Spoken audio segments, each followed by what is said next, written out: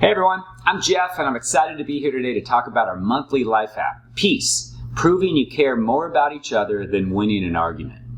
We've been learning this month on how God wants us to treat others. We know from reading the Bible that God wants us to have peace with the people around us. And what is peace?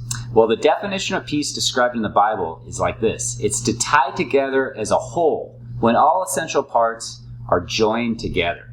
So kids, when you're hanging out with friends or family, having an absolute blast, like playing a fun game or working together to make something really, really cool, I don't know, like a fort or a school project, those are examples of having peace with the people you're doing it with.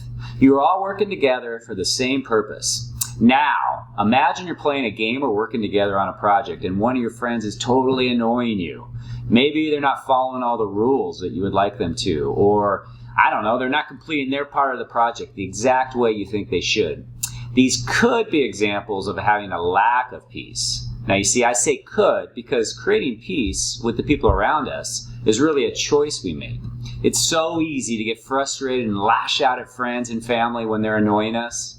But getting back to what God wants us to do, He wants us to make peace.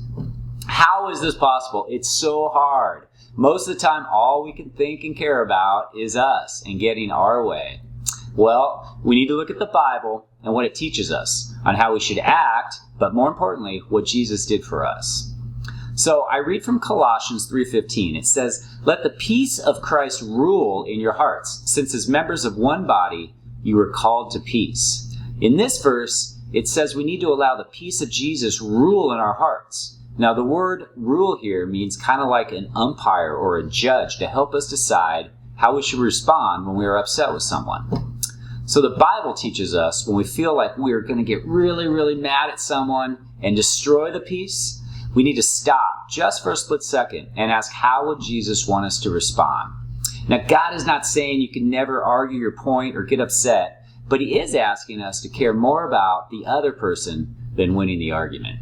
Now, second, and probably the most important thing that we can remember to be peacemakers is remembering all that Jesus has done for us so we could have peace. You see, last week we celebrated Easter, and we know all about the events that led up to Jesus being resurrected. Although He was completely innocent of any crime, He ended up being brutally beaten and hung on a cross to die. But He did this all so that we could have peace with God. He was not concerned about Himself or what He wanted, but only about building a bridge between us and God that can never be broken. Now check out this picture. It shows the huge cavern that separated us from God. See, our sin restricts our ability to be close to God, but what Jesus did on the cross built the bridge between God and us. Jesus paid the price for our sin and restored our relationship with God. You see, if Jesus can pay the ultimate price for our peace, shouldn't we be motivated to create peace with those around us?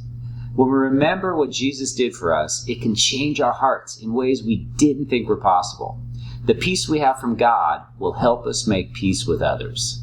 So bottom line, since God made peace with us by sending His Son Jesus, we can make peace with others. Thanks all. Have a great day.